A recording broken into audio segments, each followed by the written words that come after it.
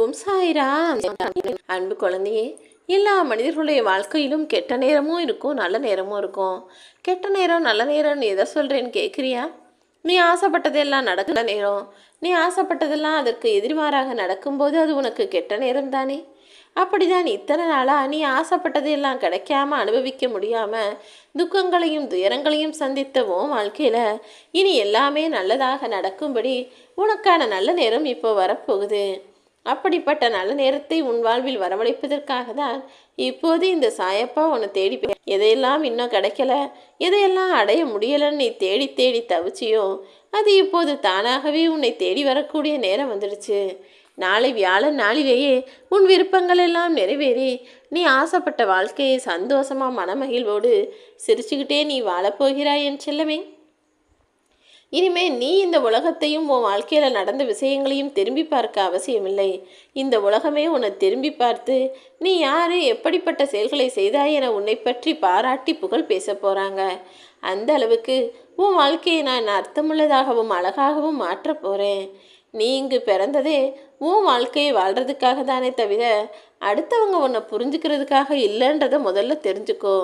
உன்னை பற்றி யாரோ ஒருத்தர் தவறாக பேசுகிறாங்க, உன்னை பற்றி இல்லாத பொல்லாதது சொல்கிறாங்கன்னா அதற்காக நீ ஏன் கவலை கொள்ள வேண்டும் என்று செல்லமே. உன்னை புரிந்து கொள்வதற்காக நான் அவர்களை படைக்கவும் இல்லை, அல்லது அவங்க உன்னை புரிந்துக்கிற அளவுக்கு நீ அவங்களுக்கு விளக்கி சொல்லணும்னு நான் உன்னை படைக்கவும் இல்லை.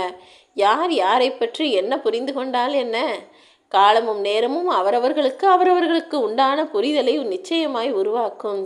எதை பற்றியும் கவலைப்படாமல் நீ உன்னுடைய வாழ்க்கையை பார்த்துக்கிட்டு வாழ ஆரம்பி. நீ யாருக்கும் பாரமாக இருந்து விடக்கூடாது.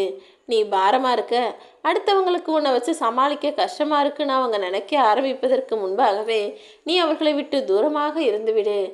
உன்னால் 4 பேர் நல்லா இருக்கணுமே தவிர நீ எந்த 4 பேரையும் நம்பி இருக்கக்கூடாது என் செல்லமே.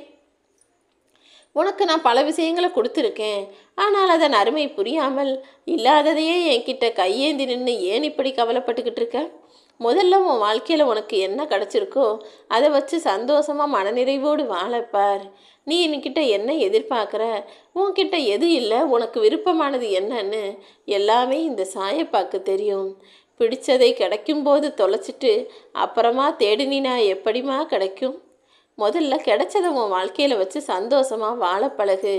சில பேர் கோபமாக இருந்தாலும் நீ அவங்கள நல்லா உத்து பார்த்தினா அவங்க பல உண்மைகளே அந்த கோபமான நேரத்தில் வெளிப்படுத்துவார்கள். மனசில் ஆற்ற முடியாமல் அடக்கி வச்ச அந்த உண்மையான பல விஷயங்களும், யாருக்கிட்டையும் சொல்ல முடியாமல் மனசுக்குள்ளே மறைச்சி வச்ச பல விஷயங்களும் கோபத்தின் போது வெளிப்படக்கூடியது தானே.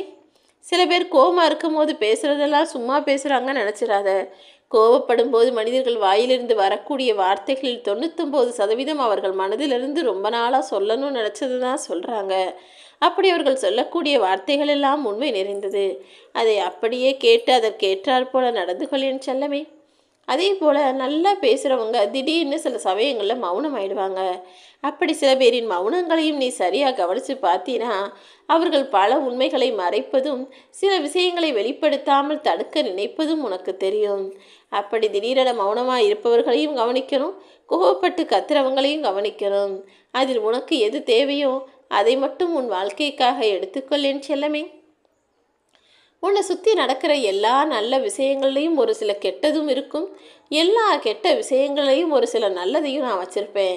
நீ பார்க்குறதும் கேட்குறதும் நல்லதும் கெட்டதுமாக கலந்துதானே இருக்குது. அதில் எது உனக்கு தேவையோ எது உனக்கான நல்லதோ அதை மட்டும் எடுத்துக்கிட்டு மற்ற எல்லாத்தையும் ஓரமாக தூக்கி போட்டுடு. நீ அழிந்து விடுவாய். இனிமேல் நீ முன்னேற முடியாது.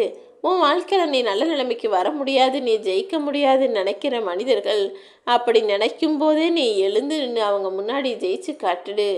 எதை உன்னால் செய்ய முடியாதுன்னு நினச்சாங்களோ அதை செய்து உன் வாழ்க்கையில் நீ ஜெயித்து நின்றுவிடு என் செல்லவே.